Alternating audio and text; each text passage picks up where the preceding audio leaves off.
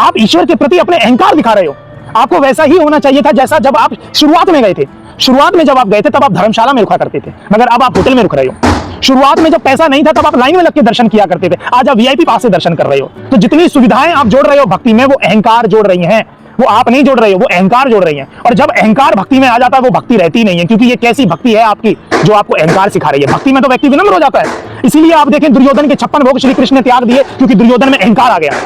गोपियों में जब अहंकार आया तो श्री कृष्ण ने गोपियों का त्याग भी कर दिया, वो बात अलग है। फिर गोपियों ने गोपी गीत गाया तब जाके श्री कृष्ण वापस आए, क्योंकि जिसके अंदर अहंकार होता है श्री कृष्ण ईश्वर उनसे विमुख ही हो जाते हैं। और अब आपके अंदर अहंकार आ गया है। अब सोने का मुकुट आप चढ़ा तो रहे हो ईश्वर को, मगर अहंकार से चढ़ा रहे हो। आप देख रहे हो कि लोग मुझे देख रहे हैं, इसी चीज का अहंकार आ गया है। मैं 16 माला कर रहा हूं, इसी चीज का अहंकार आ गया। मैं इतनी बार वृंदावन जा रहा हूं, इसी चीज का अहंकार आ गया। मैं तो इतनी बार परिक्रमाएं लगा रहा हूं, इसी चीज का अहंकार आ गया। ये भक्ति नहीं है, क्योंकि भक्ति आपको अहंकार सिखाती नहीं है, भक्ति आपको विनम्र करती है।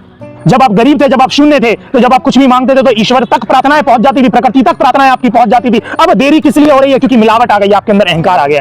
क्योंकि जहां पर मैं होती है वहां पर वो नहीं होता फिर, और जहां पर वो होता है वहां मैं नहीं होती। आप जैसे थे वैसे ही जाना शुरू कर दीजिए। संसारिक अहंकार संसार में दिखाया जाता है, ईश्वर के आगे नहीं दिखाया जाता है, क्योंकि ईश्वर ने आपको बनाया है। आप शून्य थे, ईश्वर ने आपको दिया है, और ईश्वर को अहंकार मत दिखाइए। धन्यवाद नहीं करते हो आप। धन्यवाद कर रहे होते ईश्वर का तो लाइन में ही लग के आते। वीआईपी दर्शन बताता है कि आपके अंदर अहंकार आ गया है।